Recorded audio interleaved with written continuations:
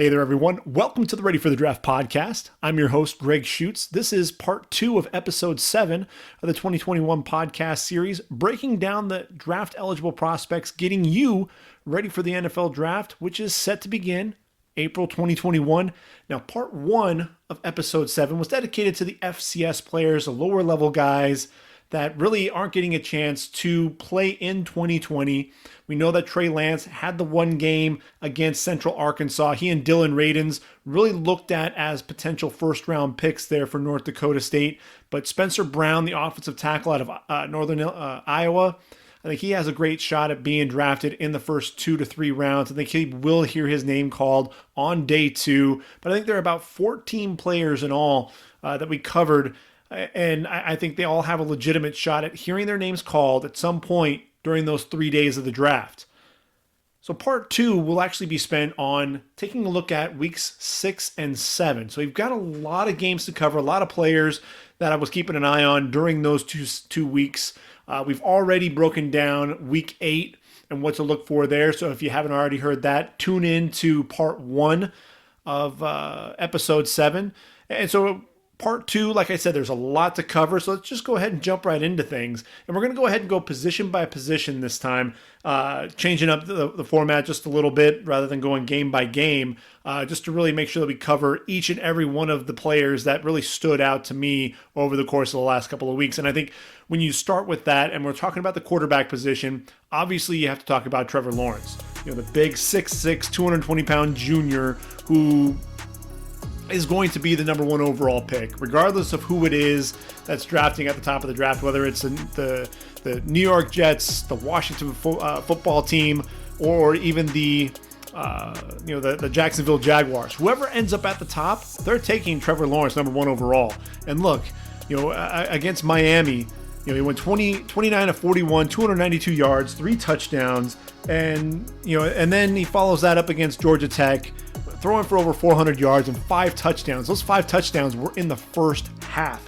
And everything that you wanted to see in the quarterback, out of a quarterback, you saw with Trevor Lawrence. You saw the touch, his ability to drop the football in over the shoulder of the receiver, down the football field, his ability with the timing. That back foot hits on a 3-step drop, and that football's out. He throws his receivers open, especially on the crossing routes, but the eye discipline, his ability to look off safeties and wait for his receivers to really break open and break free, and then he's cutting loose with the football. I thought against Georgia Tech, he and Amari Rodgers were really clicking and firing on all cylinders.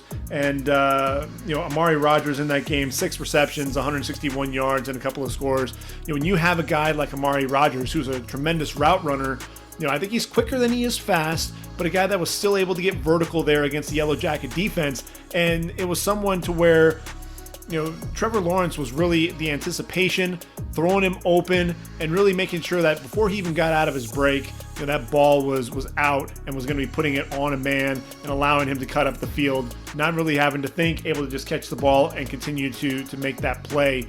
Again, with the eye discipline, being able to look off the safety, to hold guys in their place before going, the opposite field and making those throws. The ability to throw to the wide side of the field from the near hash on a line. His ability to take the speed off though at the same time. He's got that velocity. He's able to fit the ball into any tight window.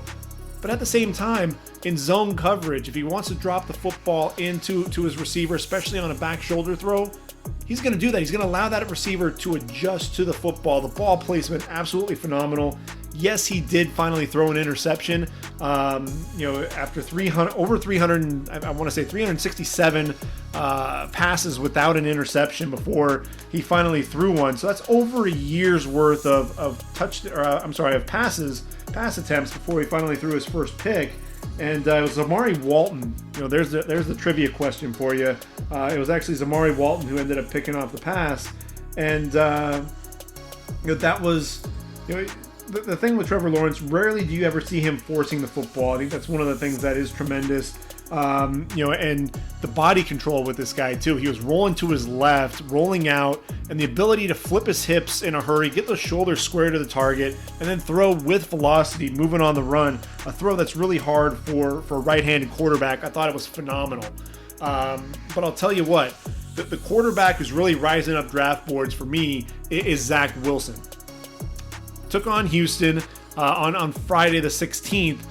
25 of 35, 284 yards, 4 touchdowns. And, this is a guy, when you look at accuracy, you look at the ability to throw receivers open, Zach Wilson is about as good as any quarterback in the country. 81.2% completion percentage heading into that game, which was leading the FBS. The arm strength, his ability to throw to the wide side of the field on display, able to hit the receivers in stride, just making a lot of throws that you don't see a lot of quarterbacks make. And I think when you watch any of the broadcasts, they talk about what a student of the game he is. Before that game against Houston, they were talking about on the broadcast how Zach Wilson actually watched game film with his dad the day of. He studies all of these different quarterbacks. I think what was on display was his ability to alter that arm angle depending on the situation. So he's able to kind of throw a sidearm, able to drop his arm all the way down to the side, had this little flick to the running back that allowed the running back to ultimately pick up some yardage. When he's in rhythm, he is absolutely deadly. Very, very good athlete as well. 6'3", 210-pound junior. Here's the thing with Zach Wilson, because he's a junior and because you have Trevor Lawrence and Trey Lance and Justin Fields at the top of the draft, there's a good chance that Zach Wilson could end up coming back. Look, his top receivers, both Gunnar Romney and Dax Milne, they're both juniors as well. His left tackle, Brady Christensen, also a junior. So there's a great chance that you could see Zach Wilson come back and try to really do something special there for Kalani Sitake. BYU, they tried to kind of do a murderer's row, if you will, in terms of their schedule. And frankly, because of COVID-19, you really haven't gotten to do that. They had to really kind of piecemeal their schedule together. And you've seen Zach Wilson really ball out. But I think there are going to be a lot of naysayers, a lot of people that are saying, look, he's playing against inferior competition. Let him get in there against a Power 5 school and really see what happens. But I'll tell you this, he's been about as advertised as can be. I've gotten to watch about 3 or 4 games now of his, and Zach Wilson. I remember watching him against USC when the Cougars beat the Trojans a season ago. This was a kid who had, he was a gamer. The moxie and everything, made some bad decisions at times, but man, he brought BYU back and ultimately beat the Trojans and Keaton Slovis. And so he's a guy that, to me, I think he could end up moving his way into the first round consideration for sure. And then if he decides that he wants to come back, challenge Sam Howell, Keaton Slovis, and company for that number 1 quarterback spot in the 2022 draft, it's absolutely possible. Now you look at Kyle Trask out of Florida against A&M. He threw for 312 yards and 4 touchdowns. But this was the thing. Kyle Trask was absolutely number 4 quarterback, no questions asked. But you saw some of the ball placement issues. There was a slant on 3rd and 14, had to put the ball behind Kyle Pitts. The catch radius of the large tight end ended up bailing him out. Forced the ball on a 34-yard post with the cornerback and the safety in the area when he actually had Kadarius Toney on an in cut. That was a near interception. Rolling to the right, tried to set his feet and throw back to the left. Really lacked the arm strength to get it back to Pitts. Underthrew him. On an interception, didn't step into his throw after sliding to his left to avoid the pressure. Threw the ball down the field. Easy interception by the safety, Leon O'Neal. But you saw some of the patience with him. You saw his ability to backpedal away from the pressure and ultimately throw, waiting for Kadarius Toney to come free, coming across the end zone and deliver a strike. But people are talking about the arm strength and some of those issues, and I think you're starting to see that. You're starting to, as teams start putting more and more pressure on Kyle Trask, you're going to see that arm strength really start, the question, that arm strength. On the flip side, Kellen Mond, in that same game, he was 25 of 35 for 338 yards, 3 touchdowns. A&M ultimately won that game on a last second field goal there by Seth Small, the kicker, and they ended up winning 41-38 in that game, and I'll tell you, this was probably the best game that I've seen Kellen Mond play. You saw a couple of questionable decision making, questionable throws, but you saw him on time, in rhythm. You saw the ability to, the arm strength, the ability to throw to the wide side, the ability to push the football downfield, some accuracy outside the numbers, which is where he really struggles. And I think there's still some some issues with consistency there. But Kellen Mond, clearly that was his best game. And then going in against Mississippi State a week later, this was a game where I think he struggled a lot more. Completed 13 passes out of 23 attempts, 139 yards, and 2 touchdowns with an interception. And this was a game, again, not his finest by any means. And he's one of those guys, look, week in and week out, he's going to have, put on some stellar tape, but he lacks that consistency. I think he plays to the level of his competition at times. There was a throw. He had a receiver, just as a perfect example, had a receiver that, on a comeback, coming right back down the stem, right at him, and ends up throwing the football, one hops it, throwing the football low and short to the receiver, but making those throws and hitting the guys on back shoulder throws up the sideline. That was one of the things that you saw with velocity, putting the ball on the receiver, hitting him in stride, putting the ball away from the defenders. Those were some of the things that you saw out of Kellen Mond. It's just, he's so inconsistent that's the thing that really worries me. There are some, a lot of people talk about, production versus traits. And I think in terms of traits, he's one of those quarterbacks that has, traits that just jump off the charts. But, you also have to look at some of that production. You have to really question at times, whether or not this is going to be a guy. Is he going to be able to put everything together? And right now, I think the jury's out on him. I thought Brock Purdy against Texas Tech, threw for over 300 yards and a couple of scores in a win over the Red Raiders. Look, he's only 6'1", had some batted balls, but this is a guy, look, he plays at his best when the play breaks down. His ability to manipulate the pocket while keeping his eyes down the field, throwing with accuracy. The biggest thing for him that gets him into trouble is he trusts his receivers a little bit too much. And I think that was one of the things that you saw at the beginning of the year. He didn't have that chemistry with some of his bigger receivers, but the tight ends. He's got 3 tight ends, in Charlie Kohler, Chase Allen, and Dylan Sainer, all 6'6", 6'7". He trusts them to be able to go up and attack the football in the air, and that sometimes will get him into trouble because just throwing the football up, that could be dangerous at times, but he knows what he's got with his receivers, and I'm just hoping that he can get a receiver that on the outside that he can trust, because right now he's just not really having that with any consistency. And look, Iowa State, we haven't gotten to the running backs yet, but Breece Hall, next year's draft, we'll be talking a lot about Breece Hall. The contact balance, this is a guy who put on 15 pounds of muscle, runs with a lot more power now to go along with the explosiveness. Keep an eye out for Breece Hall in the 2022 draft. Sam Ehlinger going up against OU. 4 overtimes, went 30 of 53, 287 yards, 2 touchdowns, an interception, 23 carries, 112 yards, and 4 touchdowns. Accuracy is, he struggles with his accuracy, and makes some questionable plays. I think that last throw, when you had a guy wide open, on a corner, and he overthrows the receiver, and ultimately Trey Brown comes up with the interception to end up sealing the victory for the Sooners. He is a gamer. He's gritty. He's athletic. I look at him, I'm like, you could put in a package like a Taysom Hill type, because his ability to run the football so well, if he's got decent hands, then I could see him absolutely fitting into a Taysom Hill type of role. But as a full-time quarterback, it's just not there. He's a good college quarterback because the schemes can kind of cover up a lot of his, a lot of his shortcomings. But next level, that's just not going to happen. 2 other quarterbacks to talk about. Shane Buechele going in against Tulane.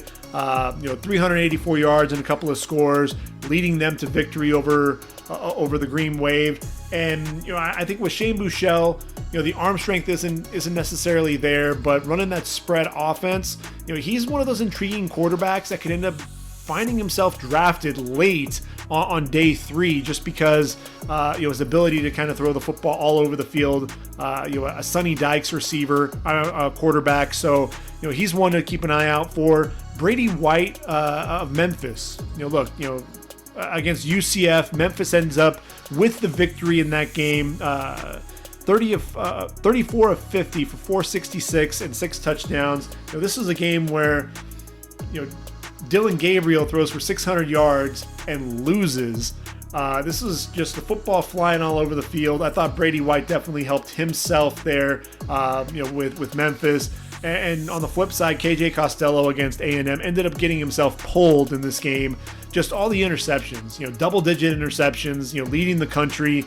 Decision-making is questionable. The arm strength, you question that at times as well. KJ Costello, I think in terms of draft stock, after that first week against LSU where it went through the roof, you're talking about stock trending downward. It's about crash at this point. So you want to see, KJ Costello is probably going to be a guy that's going to look at coming back to Starkville for one more season. I think that has to happen. Now, transitioning to the running backs, Travis Etienne, Najee Harris, both on display in both weeks.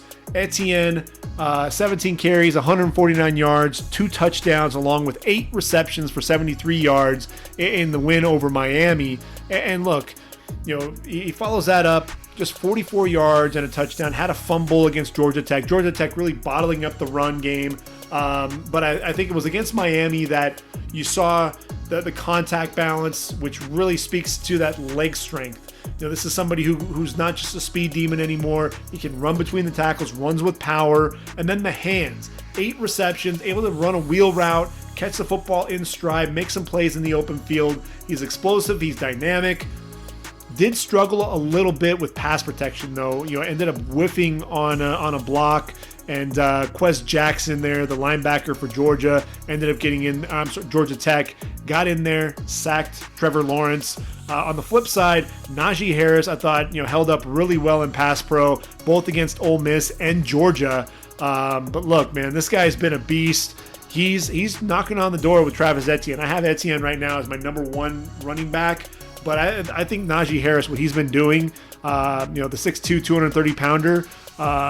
He's probably the most complete back, and it probably should be the number 1 back in this draft. Especially you look at what Derrick Henry's doing right now for Tennessee. I think Najee Harris has a great chance to find himself drafted in round number 1. Just a couple of years removed from another Bama running back, and Josh Jacobs also getting drafted by the Raiders in the first round. But Najee Harris, look, against Ole Miss, 23 carries, 206 yards, 5 touchdowns.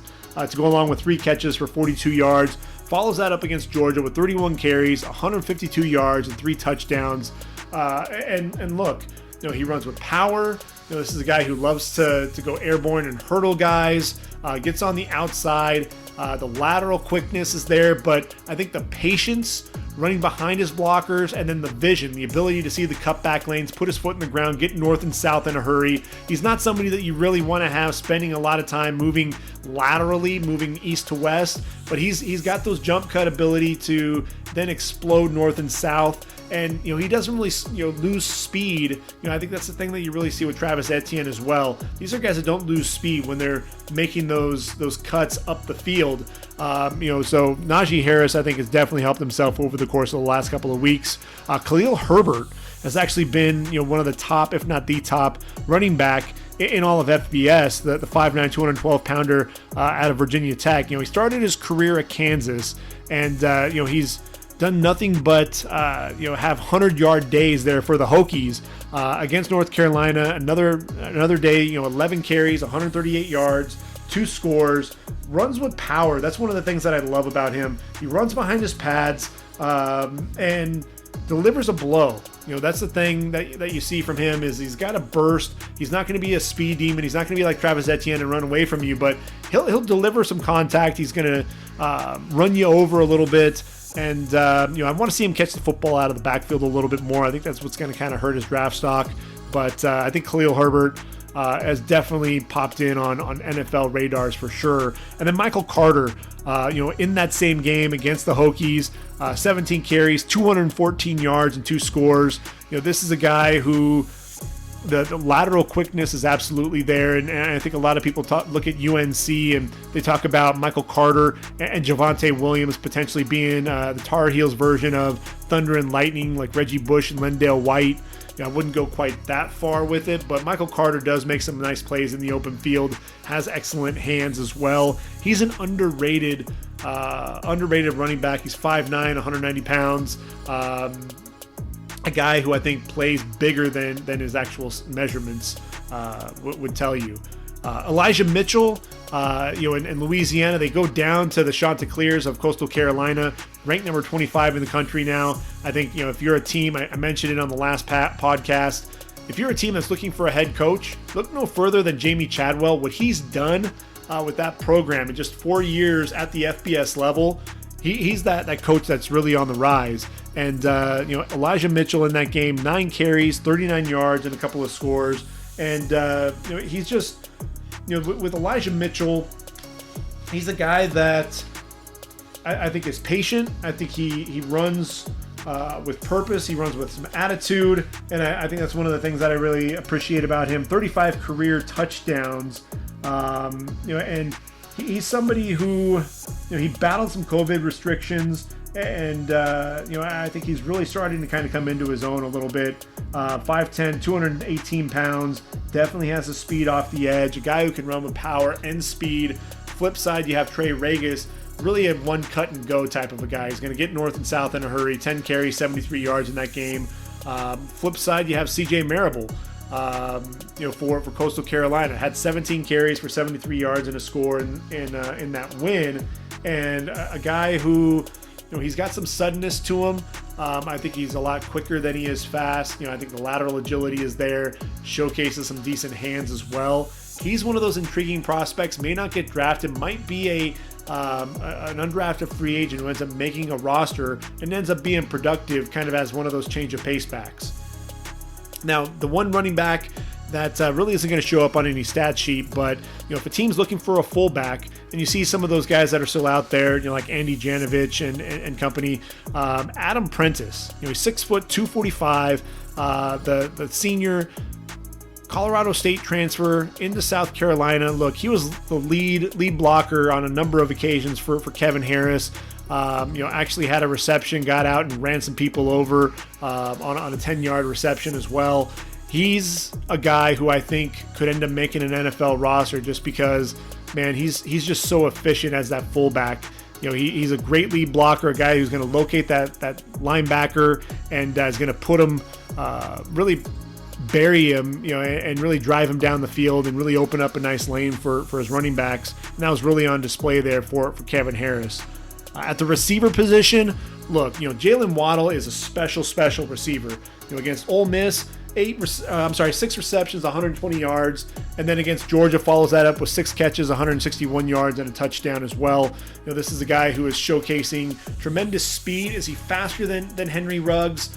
He may actually be a little bit more sudden, I think, than Henry Ruggs is. Henry might actually have better top end speed, but I don't think in terms of the acceleration, Jaylen Waddle gets to top end much quicker than I think there's anybody in college football today.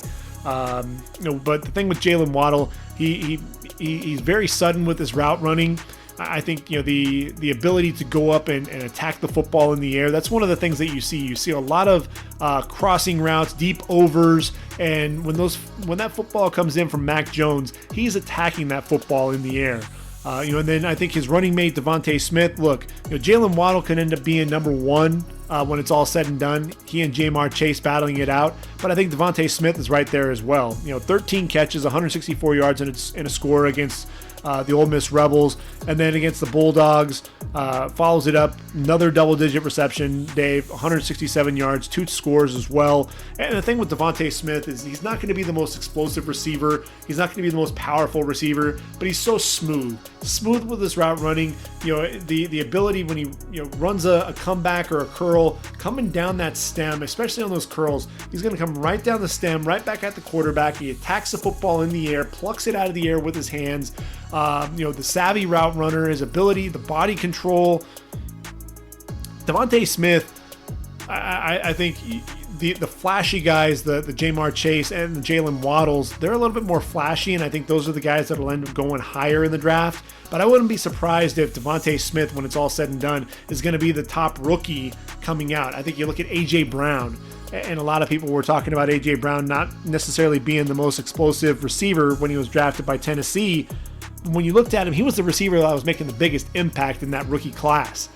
And I think Devonta Smith can play that same type of role, although I think Devonta Smith isn't getting out of the first round like A.J. Brown ultimately ended up falling to round number 2.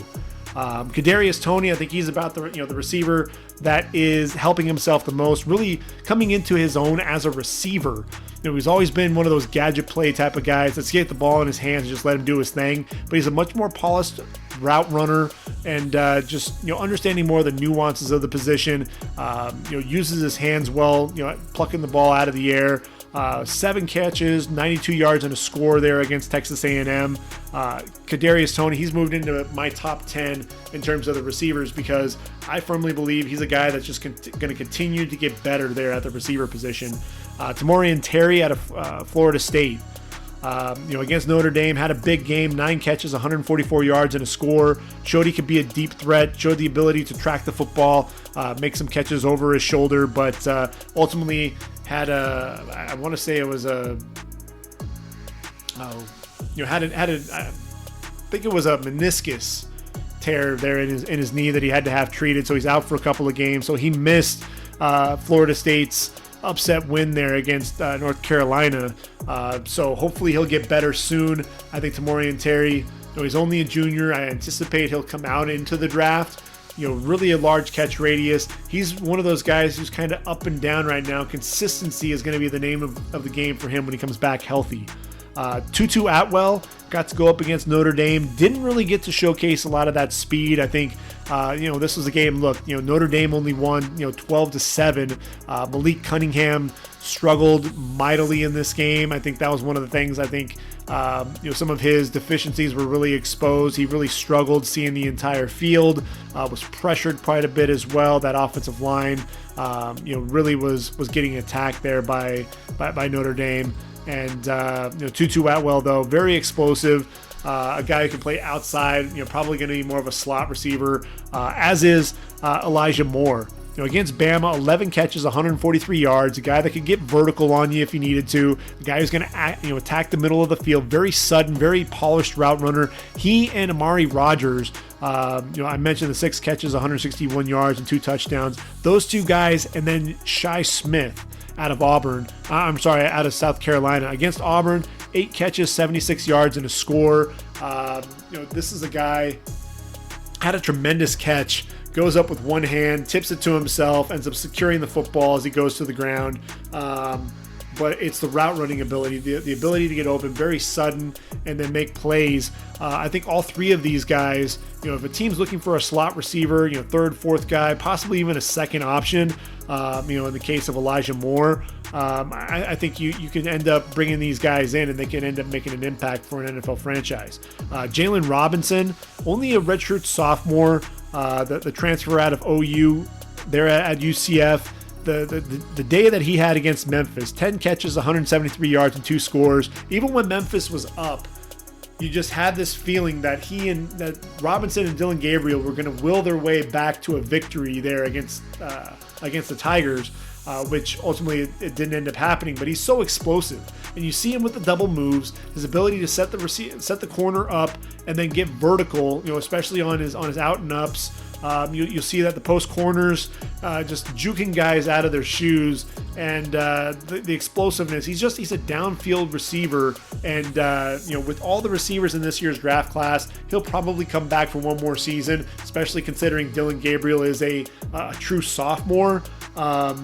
They could really be a dynamic duo, put together some really nice film for him. So I think Jalen Robinson's probably going to come back, but it would be really intriguing to see where I think he'll be a day 2 pick if he comes out even in this draft. Jonathan Adams, a big 6'3" receiver there, against Georgia State, 15 catches, 177 yards, 2 scores. This is a big physical receiver, a guy who knows how to use his body, attacks the football in the air, wins the 50-50 balls. He can separate a little bit down the field. That's why I actually am higher on Jonathan Adams than I am Seth Williams. I thought Seth Williams, against Arkansas, 3 catches for 70 yards, but against South Carolina, had just one play down the field, this post play against Jaycee Horn, for about 40 yards. He was able to high point the football over Horn, but he really wasn't able to separate much from JC, and really I think he's kind of a one-trick pony. He's a guy that's going to attack a lot of the 50-50 balls. Kind of reminds me a little bit of J.J. Arcega-Whiteside there at Stanford. I think Jonathan Adams, on the other hand, this is a guy who's big and physical, and can also separate a little bit, and I think that's really going to be the difference for some of these bigger receivers. Can they separate? I thought Josh Palmer out of Tennessee, the 6'2", 215-pounder, against Georgia. 4 receptions, 71 yards, a couple of scores, an ability to separate a little bit from Tyson Campbell. Tyson Campbell, is a legit pro prospect at the cornerback position, a press corner, and I thought that Josh Palmer exposed him a little bit with his ability to get that release off the line and ability to fight through the jam as well, but then separate and bend away from the corner and make some catches in the end zone. Josh Palmer, really an intriguing day 3 pick. And really the guy that's running the show there at the receiver position for Tennessee now that Marquez Callaway and Jawan Jennings are gone. And then everyone talks about De'Ami Brown and Daz Newsome there at UNC, rightfully so, but Bo Corrales deserves a little bit of attention as well. 6'3", 215 pounds as well, 4 catches, 141 yards, and a touchdown there against against Florida State. I see FSU. For some reason, I always think Fresno State. But Bo Corrales, showcased some speed that I don't think really people were really expecting to see out of him. He was able to separate down the football field on a 40-yard gain. He's somebody I think everyone was expecting just to be a possession type of a receiver, but he was really able to stretch the football in that game. So I think he's an intriguing day 3 pick as well. Look, Kyle Pitts against Texas A&M, 5 catches, 47 yards and a score, showcasing that ability, the catch radius, especially with some of those poorly thrown balls by Kyle Trask, still able to pluck the football. When he's coming on a slant, the ball's on his hip, he's able to catch it with his hands and turn up the field and not really miss a beat. This is a guy on a 6-yard touchdown, elevated over 2 defensive backs. Really doesn't matter what's going to happen, where he's going to go, who's covering him. He's really a mismatch nightmare. And look, even on a drag, the ball was thrown high. He tips the ball to himself. The hand-eye coordination, the concentration, the body control. Kyle Pitts has everything, in terms of all of that. Charlie Kolar out of Iowa State against Texas Tech. He's a guy who has tremendous size, but he runs pretty well. He plays like a basketball player out there on the field. Was a high school teammate of Trey Young of the Atlanta Hawks there at Norman North. And you see the basketball skills out there on the field, able to box guys out and really attack the football like you are attacking a rebound. And that's really how I see him playing. I thought Miller Forrestall is really coming on as a receiver. They're a reliable option for Mac Jones for Bama. Kenny Yeboah against Alabama. I've been talking about Kenny Yeboah at the beginning of the season, and he's an intriguing guy. Look, I think he's definitely helped himself. I said that Lane Kiffin loves his tight ends, and now the Kenny Yeboah, look, he was a transfer from Temple, And I think now he's really starting to fit in, feel comfortable, had a 52-yard catch, was able to get away from the safety and took off down the field for a score. I like Kenny Yeboah. I think he's a guy that's just going to continue to get better and better there for Lane Kiffin. And one other guy to make mention of is Kyler Granson of SMU, 6'3", 240, an undersized tight end, but 4 catches, 61 yards. Show some nice speed there against Tulane. Offensive tackles, Samuel Cosme of Texas, going up against OU. I thought that he really hasn't done anything to dissuade me from him being the number 2 tackle. But I'll tell you what, Liam Eichenberg against Florida State, and Louisville really impressed me. This is a guy who, he's a natural knee bender, a guy who, you see a lot of guys that want to bend at the waist, they're lunging, they're leaning. And Liam Eichenberg does not do that. He's not only is he a knee bender, keeps that chest up, and it allows him to move laterally. He's able to latch on to the defensive end in front of him, gets those hands inside, and then is able to move laterally with this man. I'm a big fan of Liam Eichenberg. I'd like to see him, in the running game, a little bit more power to his game, but he's one of those guys that I think is continuing to improve his draft stock, and he has a good chance to end up being a first-round tackle. I think he's one of the top 6 tackles in this draft. And you look at a guy like Jackson Carman. I think against Miami and Georgia Tech, Jackson Carman showcased the ability, showed some decent lateral quickness, but I thought there were times, especially against Quincy Roche, where he was exposed, with some of the speed, the speed rush, inconsistent hands a little bit at times. I think Jackson Carman's probably going to end up being a right tackle at the next level, possibly even kick inside to guard, because he can be so powerful. He's so heavy-handed. I'd love to see him play at guard at the end of the day. But a right tackle who I really thought has kind of stepped up is Carson Green out of Texas A&M. Against Florida, did a really good job against Brenton Cox. Brenton Cox, I think, was getting frustrated at times. There was a spin move that he had back to the inside, and he really showed this nice power step to really wall him off and keep him in front of him. I think Carson Green definitely helped himself. And then Brady Christensen out of BYU. This is a guy, he wants to get over his toes a little bit too much. So when he's upright, he has a really nice kick slide. When he is upright, I think, getting those hands on, latching onto guys, able to showcase that ability to mirror a little bit. I'm a fan of Brady Christensen. He's only a junior, so I think he can come back. It'd probably behoove him to do that. Just looking at the tackle class right now, I think Alex Leatherwood has showcased his ability to be a pass blocker at the offensive tackle position. He may end up being a tackle at the next level. That's really the thing. I wasn't sure if the lateral agility against speed rushers, but he's been able to show better footwork this year than years past.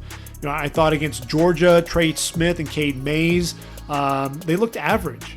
I thought they looked average to me. I thought Cade Mays in his first game back, against his former team, I thought he was missing blocks. He was oversetting. Guys were shooting to the inside of him. He looked a step slow. I think he really still needs to get back into football shape.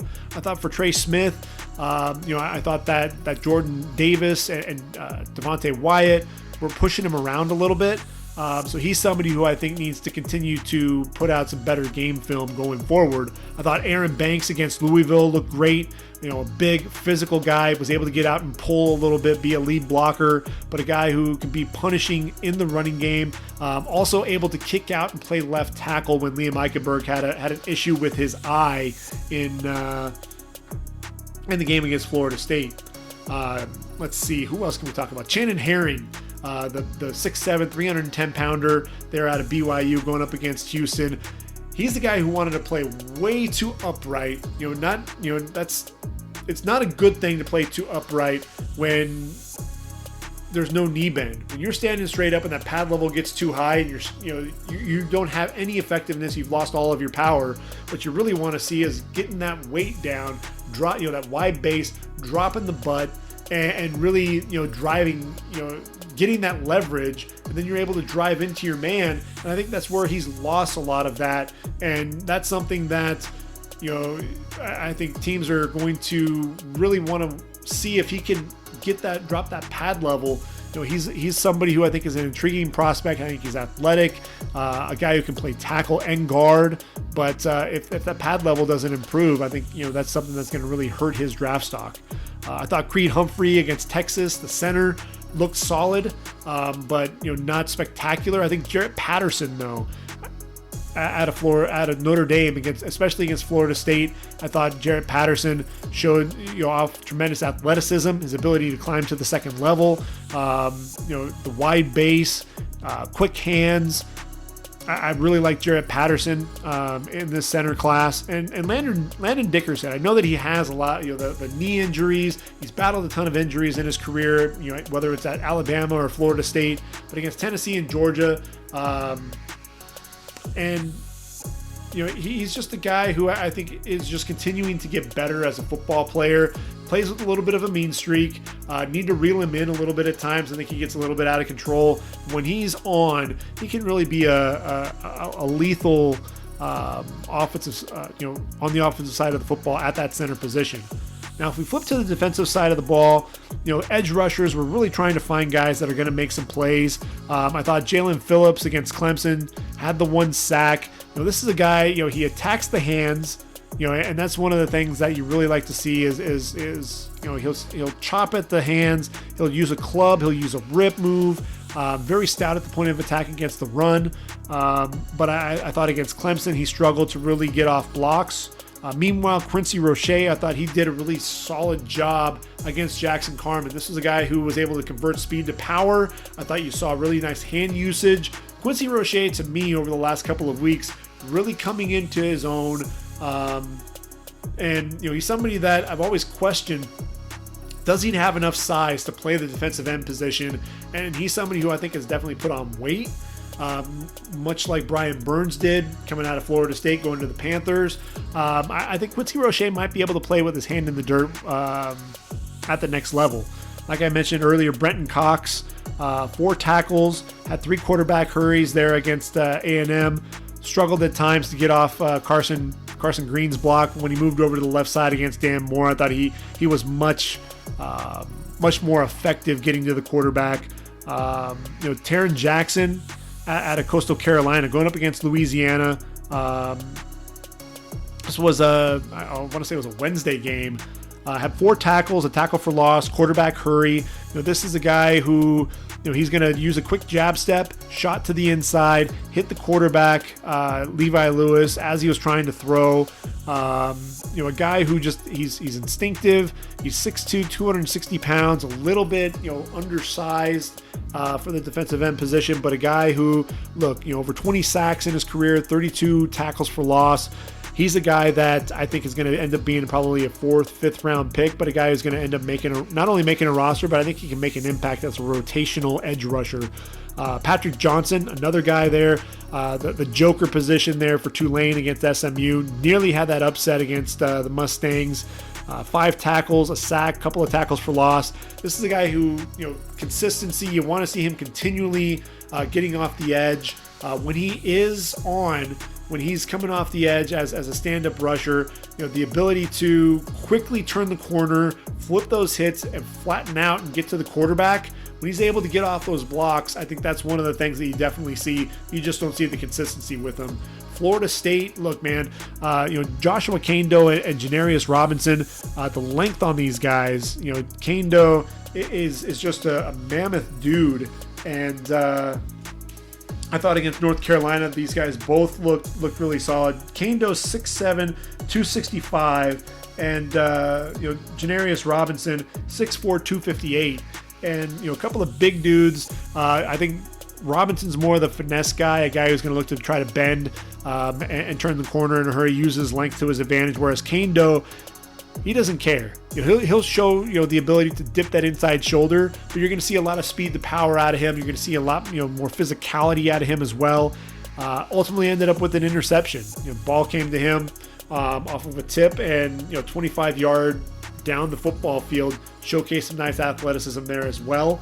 Janarius Robinson, 3 tackles, all of them behind the line of scrimmage. 2 of those were sacks, and I thought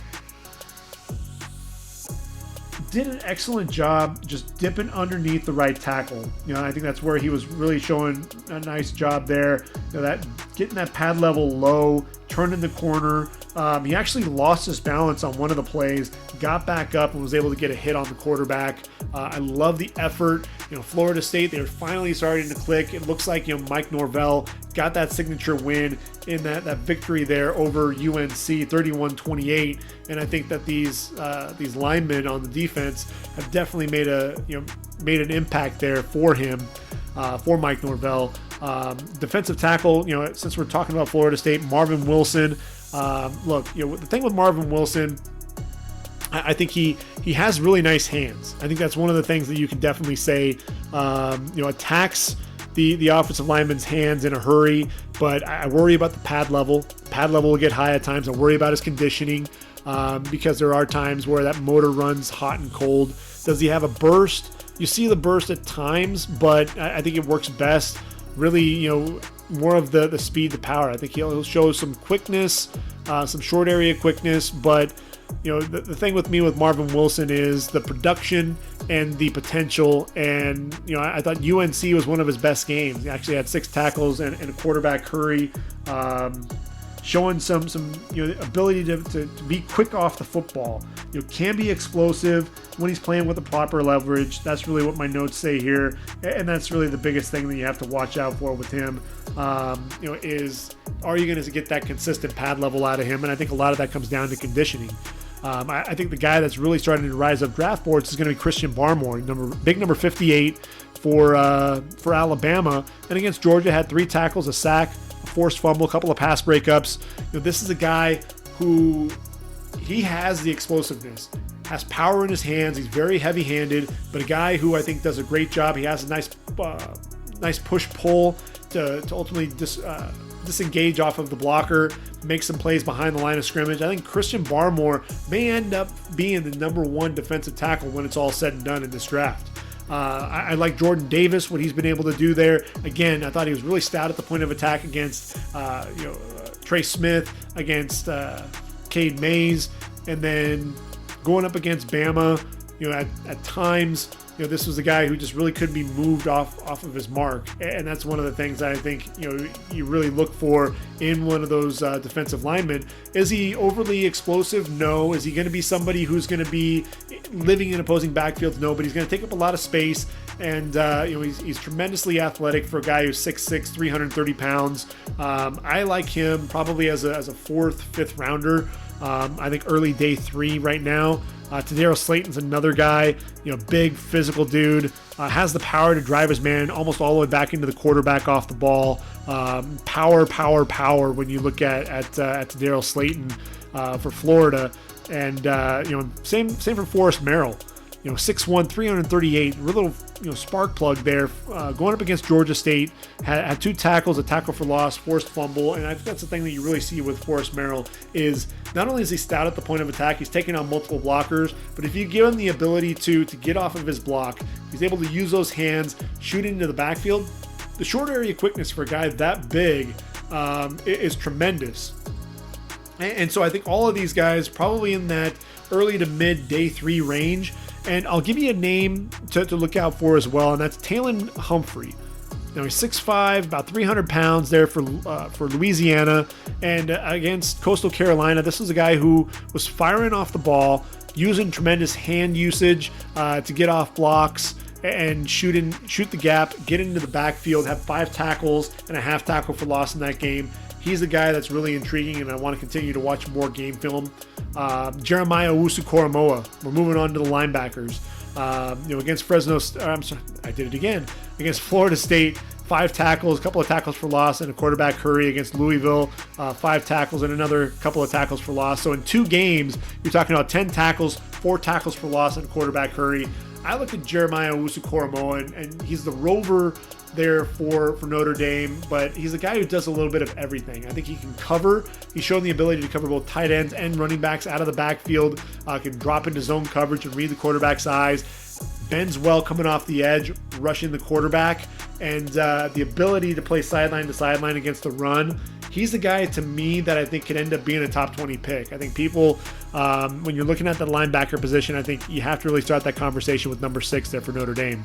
I think Joseph Ossai against OU, I thought he had a nice day there in the Red River rivalry, the Red River shootout, if you will. And 6'4", 253 pounds.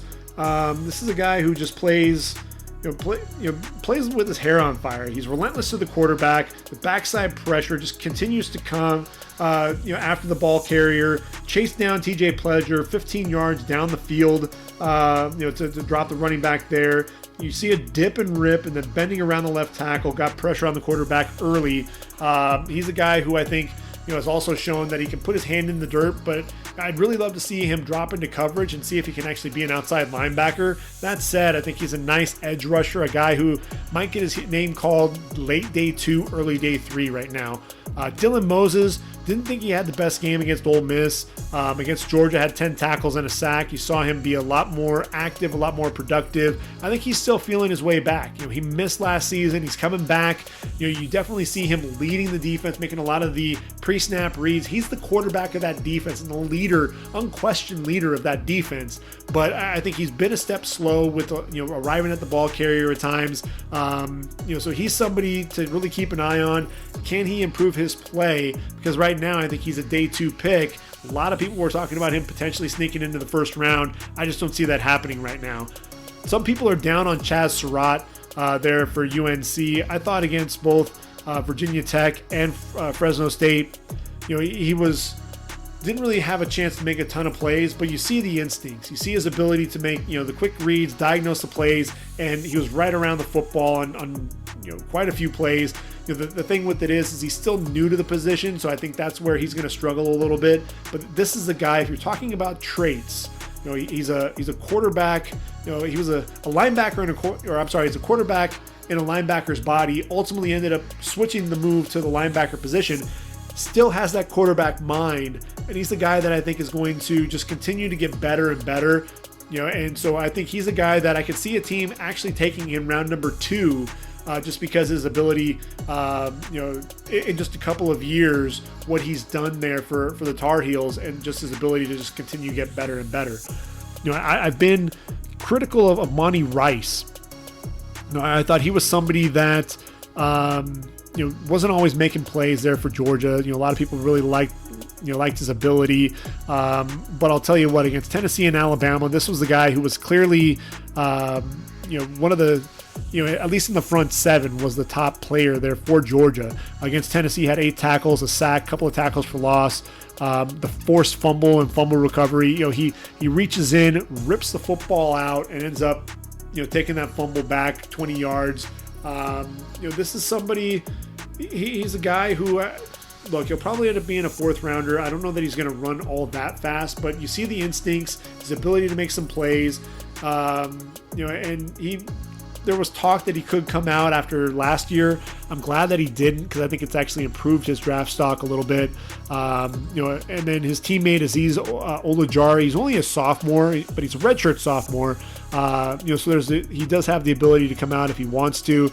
I think there's a tremendous amount of speed there for Georgia. Not only Ojulari, you also have Adam Anderson.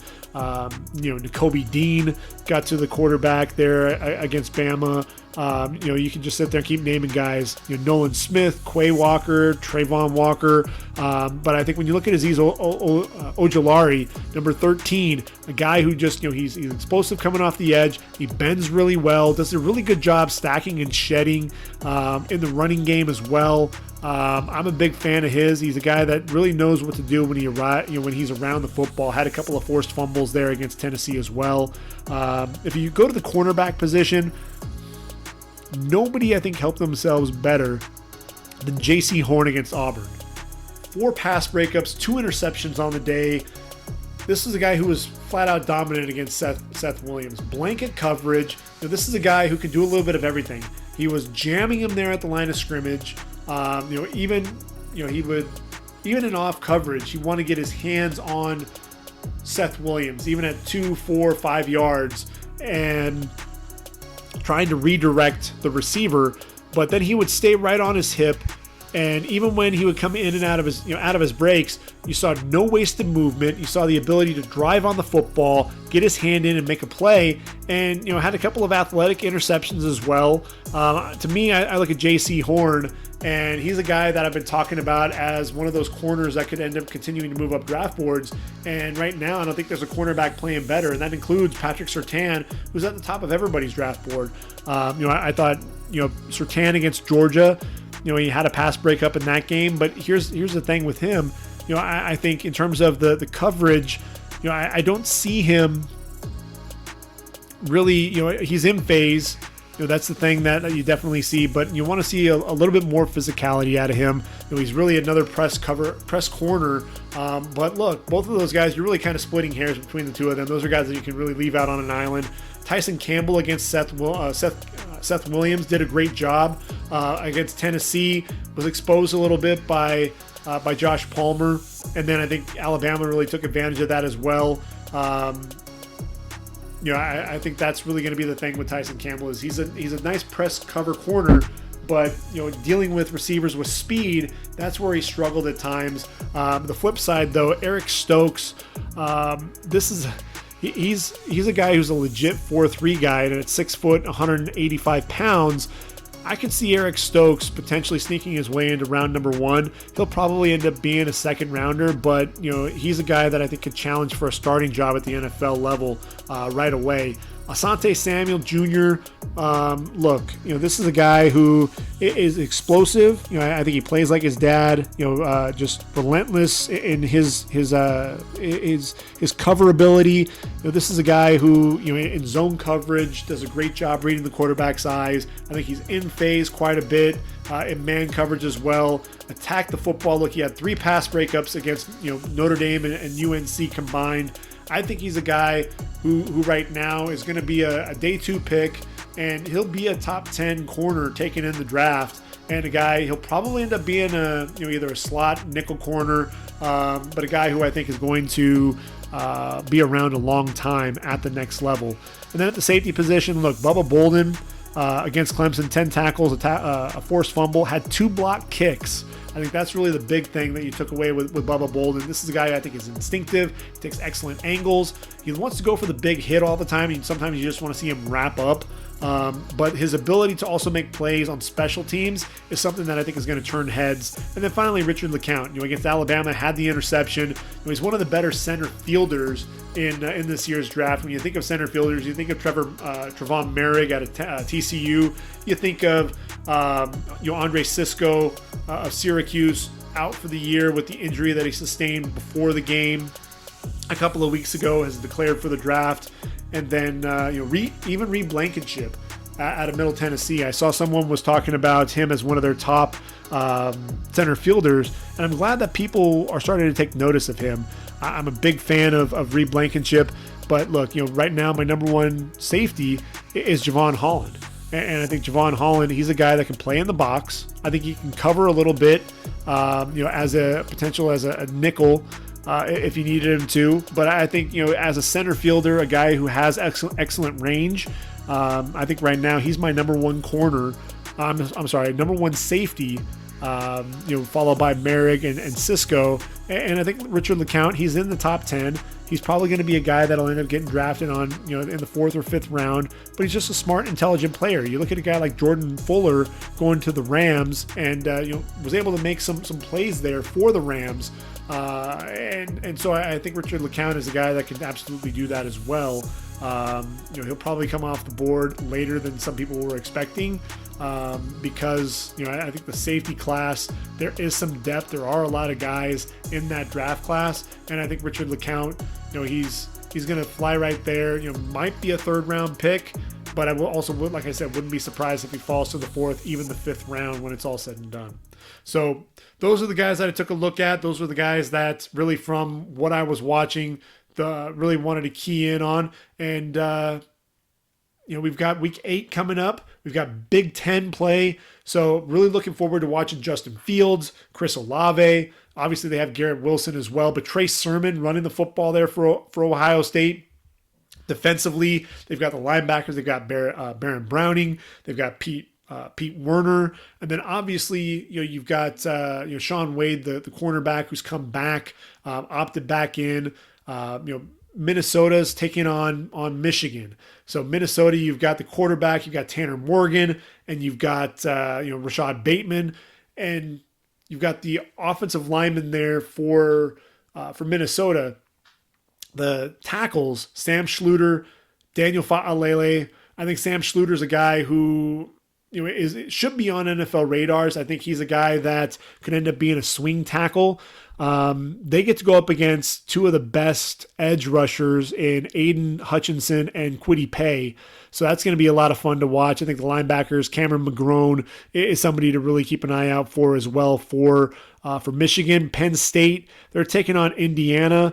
I want to watch that game because I want to watch Jason Owe, see what he can do there at the defensive end position. No Micah Parsons, he's opted out, and then no Journey Brown. He has the medical condition and not really sure when he's going to return. And then Pat Freiermuth. I think really the big question right now, because Kyle Pitts and Brevin Jordan and Hunter Long have all really helped themselves during the season. You really want to see what Pat Freiermuth can do. Everyone's talking about him, including myself, as being the most complete tight end in this year's draft. Now is going to be his chance to really prove that. He's going to be that number one target there for Sean Clifford, and we'll see what happens there. Rondale Moore's coming back to Purdue. We get to see him play. And I'll give you a name to watch out for Iowa, who could potentially be sneaky good, and that's the wide receiver Amir Smith-Marset. What he did against USC with the speed, had a run for a touchdown, receiving touchdown, kickoff return for a touchdown. This was a guy who was just making plays all over the field, so explosive. If he gets a chance in the open field, it's going to be a lot of fun to watch. Mountain West also taking off as well, so you'll be able to watch some of those games. Then obviously you've got the SEC. Both OU and Oklahoma State are in action for the Big 12. So it's going to be a big week of football. Everyone's got to tune in. The Battle of North Carolina is going to be in full force. North Carolina State taking on UNC, two ranked teams. They're in the state of North Carolina. That's going to be a lot of fun. So make sure you tune in and watch, man. It's going to be a fun weekend. And what we'll do is we'll break everything down on next week's podcast, and we'll get ready for the Pac-12 and the MAC in a couple of weeks. Then we'll have everybody out there, and we'll really be able to get a good gauge on who's really stacking up. So I've got about 10 to 12 games that I'm going to try to get through before next week's podcast. Wish me luck. No, but we should be able to get through those games and get some good content together. And, we'll be able to break some players down, talk about some of the matchups, who improved their stock, who are guys flying under the radar, who are some of the guys that might have hurt themselves a little bit. So we'll go ahead and break all that stuff down. But until then, we're going to go ahead and wrap things up, call it a week. And like I said, we'll be right back here at it again next week. So for ReadyForTheDraft.com, this has been the Ready for the Draft podcast, part 2 of episode 7, now in the books. I've been your host, Gregg Schutze. It's been a pleasure. Take care, everyone, and I am out of here.